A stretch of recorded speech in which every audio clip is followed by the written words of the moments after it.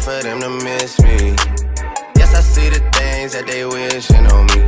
Hope I got some brothers that outlive me. Les amis, pour mon jollof rice, je vais utiliser des ingrédients simples. Ça, c'est la version vraiment simplifiée du jollof rice. Rapide, nette et précise. Donc, je vais utiliser une boîte de concentré de tomates. Donc ici, j'ai à peu près 140 grammes comme vous pouvez le voir et 124 ml de concentré de tomates. 2 cubes bouillon de poulet. Donc ici, c'est une purée que j'ai faite à base d'oignons. Donc j'ai 2 petits oignons, un poivron rouge, un piment rouge et une gousse d'ail. Ensuite, ici, j'ai récupéré en fait du bouillon de poule. Donc j'ai fait une poule aujourd'hui et je l'ai fait bouillir en fait pour l'assaisonner et pour la pré-cuire. Et j'ai récupéré en fait le bouillon de cette poule que je vais utiliser en fait pour faire cuire mon riz. Ça va donner encore de la saveur à mon riz. Du coup, comme vous pouvez le voir, j'ai simplifié les épices parce que dans ce bouillon là, si vous regardez mes vidéos, vous pourrez voir que dans le bouillon de poule, il y a plein d'épices. J'ai mis du curry, j'ai mis du gingembre, j'ai mis de la coriandre, j'ai mis les herbes de Provence mélangées avec de l'origan, j'ai mis de l'ail, j'ai aussi mis de l'oignon. Donc, ce bouillon là et du poivre ainsi que des feuilles de laurier. Donc ce bouillon là est déjà en lui-même très parfumé. Donc j'ai simplifié en fait les épices à rajouter parce que tout est déjà dans mon bouillon de poule. Ensuite j'aurai besoin de riz. Donc ici j'ai à peu près 1 kg de riz et d'huile d'olive. Donc pour commencer, on va passer directement à la phase de préparation puisque tous nos ingrédients sont là. Je vais commencer en mettant ma casserole sur le feu. Voilà les amis, ma casserole est chaude. Je vais venir ajouter de l'huile, donc à peu près 8 cuillères à soupe d'huile. Après, il y a certaines versions où les gens utilisent l'huile rouge en fait pour préparer leur jollof rice. Mais je préfère utiliser l'huile d'olive. L'huile rouge, quand je dis l'huile rouge, je parle de l'huile de palme non raffinée. Hein. Mais je préfère utiliser l'huile d'olive pour cuisiner.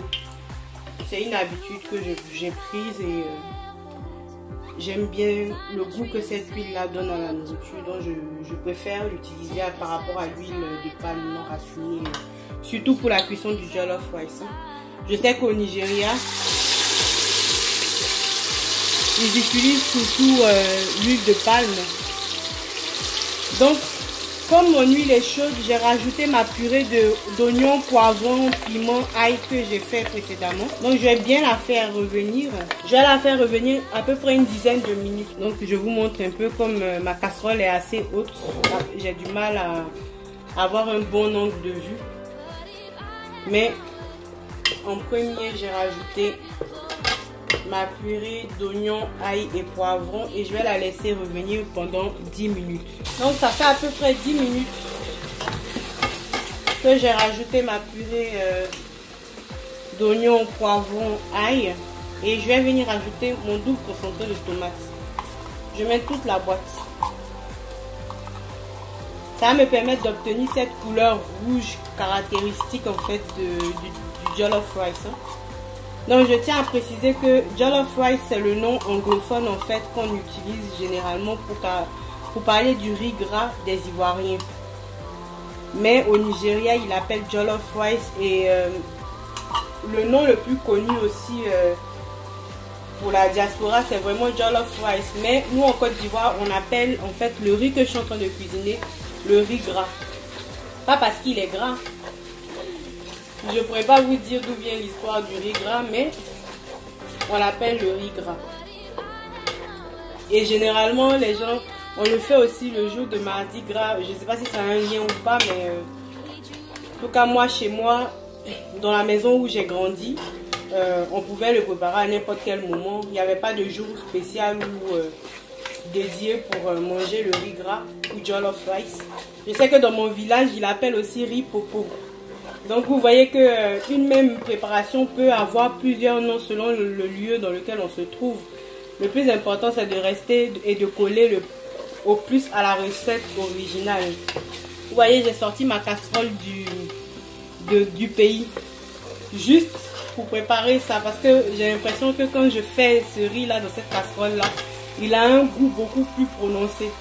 C'est peut-être mon imagination. Hein. Je vous garantis que si vous l'essayez dans vos casseroles à vous, ça marchera aussi. Hein. Donc je vais laisser bien rissoler à peu près une dizaine de minutes aussi, avant de continuer la suite de la recette. Donc après nos 10 minutes, nous allons venir ajouter notre riz que j'ai précédemment lavé déjà. Vous voyez, il y a même de l'eau encore dedans. Et j'ai un peu broyé les grains pour avoir du riz, en fait, de la brisure de riz. Parce que j'avais que du riz basmati à disposition et je voulais faire de la brisure de riz. Donc j'ai un peu broyé les grains de riz. Parce que vous pouvez le voir à la texture. Normalement le riz basmati il est assez effilé. Et là vous avez des petits morceaux. C'est moi qui ai fait ça. Pendant qu'on l'avant en fait. Donc une fois qu'on a rajouté notre riz, on va bien mélanger notre riz à la sauce tomate qu'on a préparée précédemment. Donc vous voyez hein, que la couleur rouge sera la couleur dominante de ce riz. Mais on mélange bien pour obtenir pour être sûr que notre sauce tomate est bien imprégnée avec tout notre riz.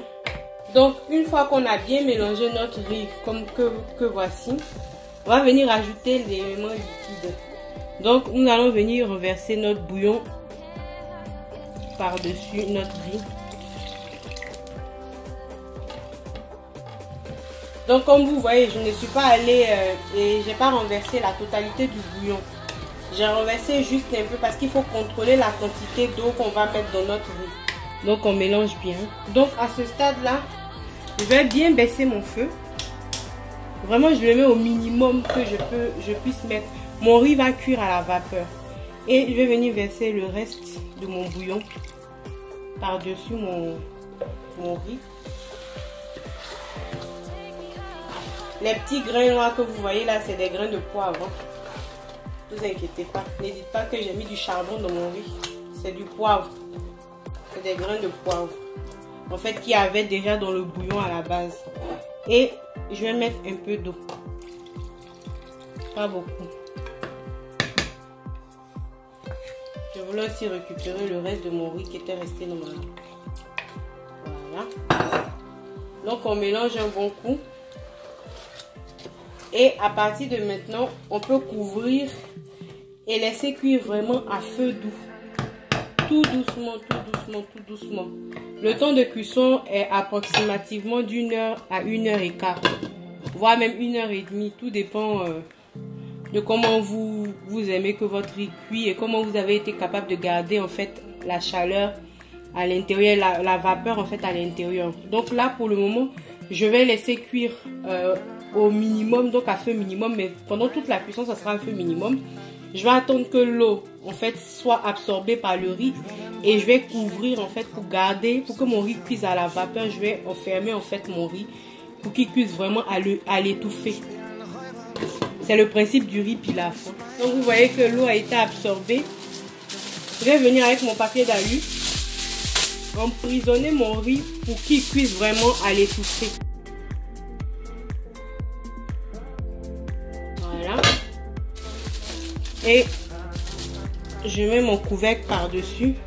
Et c'est parti pour à peu près 1 heure à 1h15 de cuisson. Tout en sachant que vous devez remuer votre riz tous les 1/4 d'heure pour éviter justement que il n'y a que le bas de votre riz qui soit cuit et que le haut ne soit pas atteint par la chaleur. Donc rendez-vous dans 1h15 et n'oubliez pas de remuer, de bien mélanger, remuer pour être sûr que toutes les parties de votre riz soient cuites. Voilà les amis, cela fait à peu près 1h30 que mon riz est en train de cuire. Donc là je peux arrêter la cuisson et passer au service. Donc on se retrouve dans l'assiette pour voir ce que ça donne. Voilà les amis, mon riz au gras est prêt. Mon riz au gras, et on appelle ça aussi jollof rice. Vous pouvez le voir, mon riz a pris une belle couleur. tomate, donc couleur rouge. Et je l'accompagne avec ma poule braisée et mes condiments assaisonnés. Donc vous pouvez bien voir que c'est un repas vraiment qui donne l'eau à la bouche.